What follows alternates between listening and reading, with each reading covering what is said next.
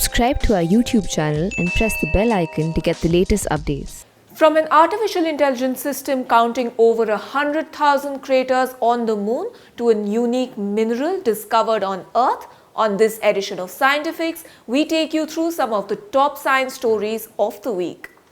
This week, an international team of scientists, including those from China, taught an artificial intelligence system to spot and count over 100,000 craters on the moon. The group programmed their system by training it with data collected by Chinese lunar orbiters. Identifying and mapping craters on the moon has generally been done by hand. Researchers study photographs and transfer those observations to maps or moon globes. Now, the team has found a way to dramatically speed up the process by teaching a computer to identify craters and then to count them. It is not a simple task to teach a computer to recognize craters on the moon. Craters can take many forms. Not all of them are round and they are of different ages, which means defining characteristics have eroded over long periods of time. Mapping all of the craters on the moon and dating each one of them could provide a unique way to study the history of the solar system. The machine learning application was trained on the basics of craters and then taught to broaden its perspective with data from China's Chang'e 1 and Chang'e 2 lunar orbiters. The new system counted 109,956 craters, more than what has been ever counted on Moon before. It also kept track of the locations of each of the craters it found and placed each one into a predefined geological time period based on how much the crater had eroded.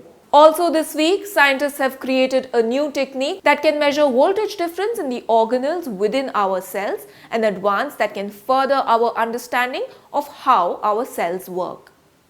Voltage differences are important in biological systems. They drive the beating of the heart and allow neurons to communicate. However, for decades it has not been possible to measure voltage differences between organelles, which are membrane-wrapped structures inside of our cells, and the rest of the cell. The team at University of Chicago built tiny sensors that travel inside cells and collect data. In the membranes of neurons, there are proteins which act as gateways for charged ions to travel in and out of the cell. These channels are essential for neurons to communicate. Previous research has shown that organelles have similar channels, but what roles they play is not well understood. The researchers' new tool called Voltaire is constructed out of DNA, which means it can go directly into the cell and access deeper structures. It works as a voltmeter, measuring the voltage difference of two different areas inside a cell. Meanwhile, the Korea Superconducting Tokamak Advanced Research or K-STAR, which is a superconducting fusion device also known as the Korean artificial sun, succeeded in maintaining the high temperature plasma for 20 seconds at temperatures over 100 million degrees, setting the new world record. Earlier, the plasma operation time was limited to just 8 seconds. The K-STAR recreates reactions that occur in the sun on Earth. To do so, hydrogen isotopes must be placed inside the device to create a plasma state, where ions and electrons are separated, and ions must be heated and maintained at high temperatures. There have been other fusion devices that have briefly managed plasma at temperatures of 100 million degrees or higher.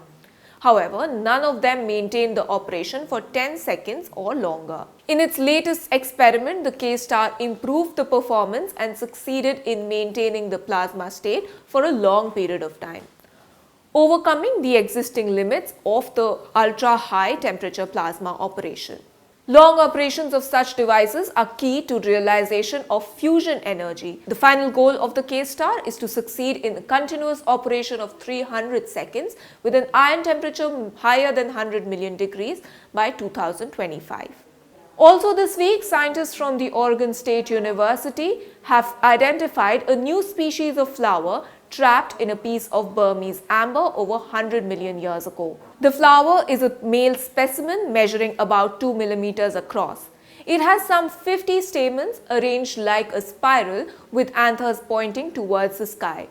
As you may know, a stamen consists of an anther, which is a pollen-producing head, and a filament, the stalk that connects the anther to the flower. The team says that for a flower so small, it is stunningly detailed. It has an egg-shaped hollow floral cup, an outer layer consisting of 6 petal-like components known as tepals, and 2 chamber anthers with pollen sacs that split open via hinged walls. The flower has been named Valviloculus pluristaminis. Valva is the Latin term for the leaf of a folding door, loculus means compartment, plurus refers to many, and staminus reflects the flower's dozens of male sex organs. The flower became encased in amber on the ancient supercontinent of Gondwana.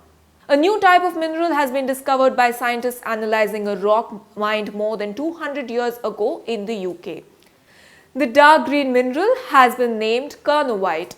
For centuries, mineralogists believed that the green crystals were a variation of another mineral called leuconite, but now a team found that this particular rock has a different chemical composition. The researchers say that this rock is like a little time capsule since the mine in which it was found was destroyed after the year 1909. The new mineral could only be discovered because a sample was preserved in the museum and researchers cannot go and collect more samples of this mineral. This is Mohana Basu for The Print. If you like our videos, do subscribe to The Print by paying just a little. You can do so through the link in the description box below.